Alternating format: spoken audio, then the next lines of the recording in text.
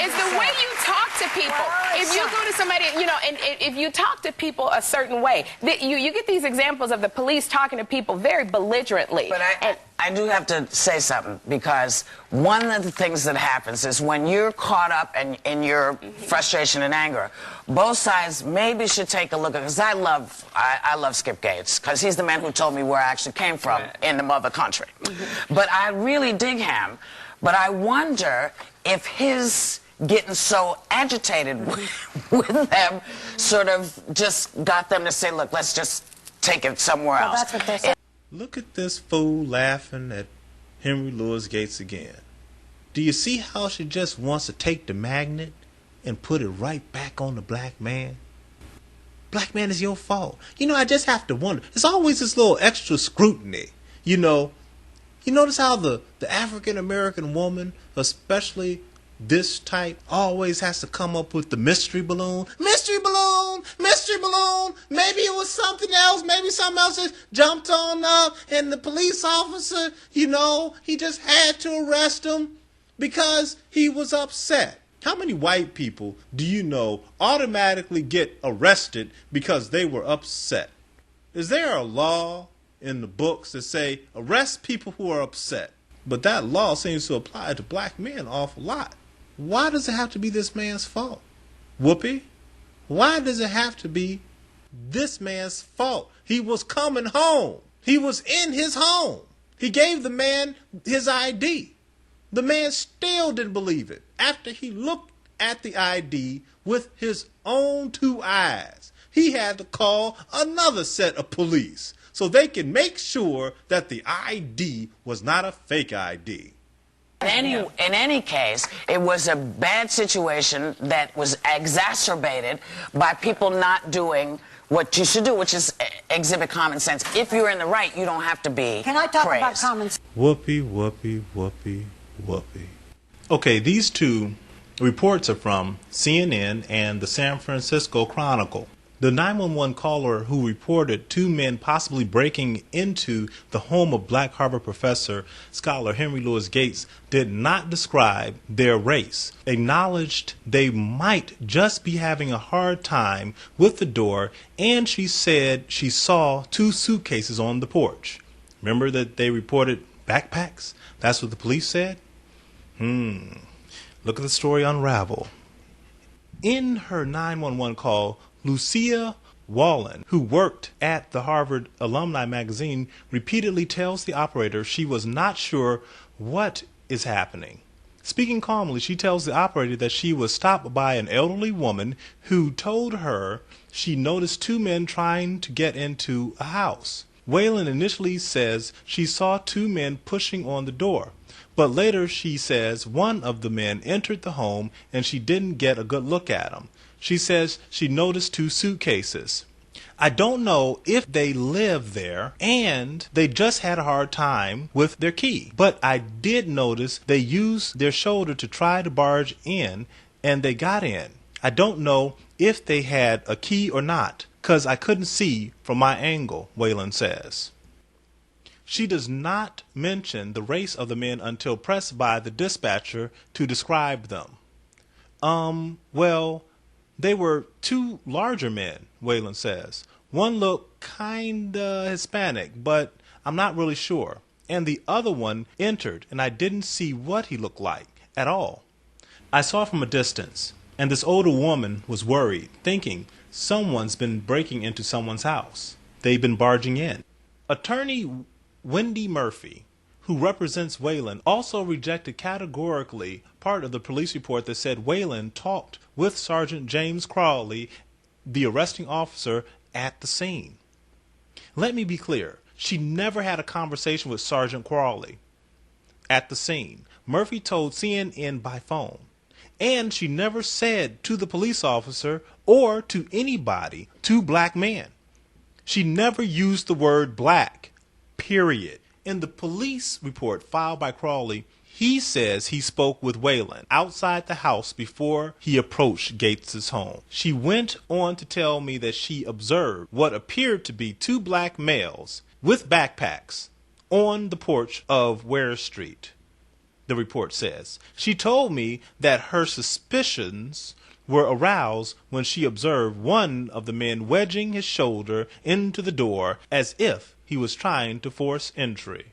Now, do you understand what black men are saying when we say that the police lie? He started immediately, and his cronies, his fellow police officers, started immediately lying. Because, see, their scheme of getting their jollies from picking on an old, elderly African-American man was going to unravel.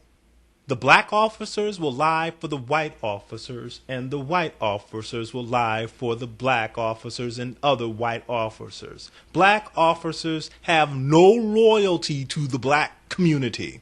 The only loyalty they have is to the white officers. Because in the police force, Massa still reigns supreme, and these black officers are not really men if they're lying for a bunch of racists. Now, to the officer, because he's ignorant and stupid, he probably automatically thought black. Or let's say he didn't think black. He was there to arrest somebody black anyway, because that's what racists do. And that's what Mr. Crawley is. He's a racist. Now, I also would say people should start looking into the records to see if these little sheets of paper that say he is a teacher of racial profiling in the police force, saying that he teaches officers how not to racially profile. You guys should look at that and find out for sure if those weren't just pieces of paper just automatically slipped in because of this incident. Again, the police cover their butts when they're caught in murders, when they're caught being racist. It's automatic. It's like a machine moving. Oh, Crawley's caught. We got to go ahead and start putting stuff in there. It's just what it is.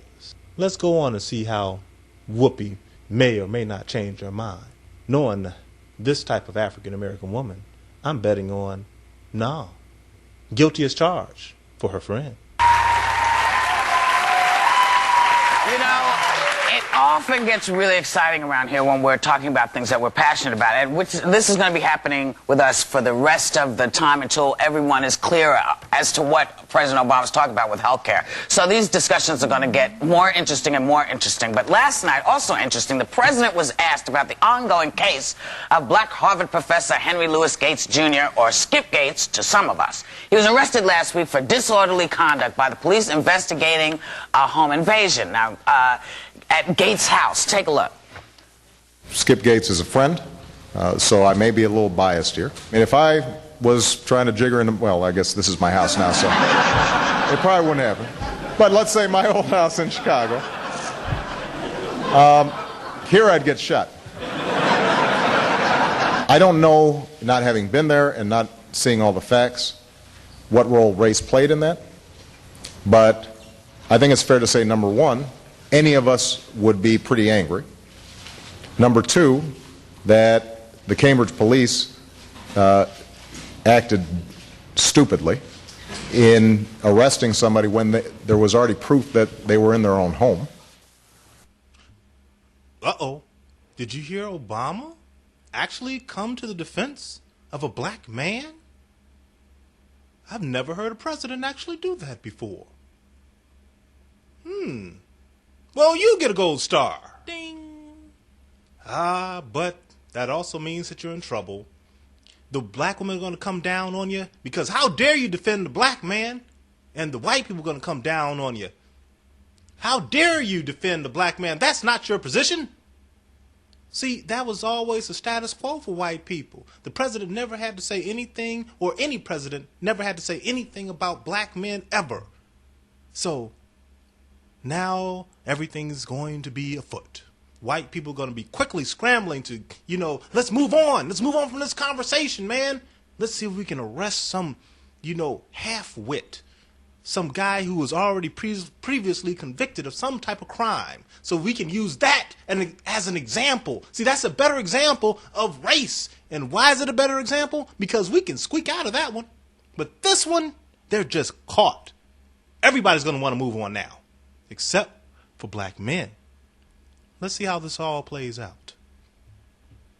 So some critics say he crossed the line by commenting, because he's the sheriff in chief. When you think about it, he's the head police guy. You know, so people are saying, well, he maybe shouldn't have said that. You know, the S word is not my favorite word to begin with. He you didn't know, say they were stupid. He said they acted I don't like stupid. the word.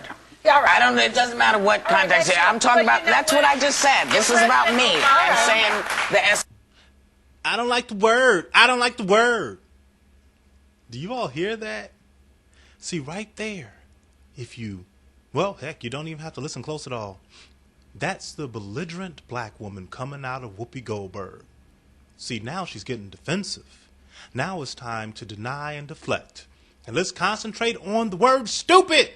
Not the fact that this man was embarrassed. Not the fact that her friend was arrested. Not that her friend was humiliated in front of the whole nation. Let's concentrate on the word stupid. Let's concentrate on Whoopi's feelings. See, it's all about the black woman. You get it? It's amazing, isn't it? See, the black man always falls second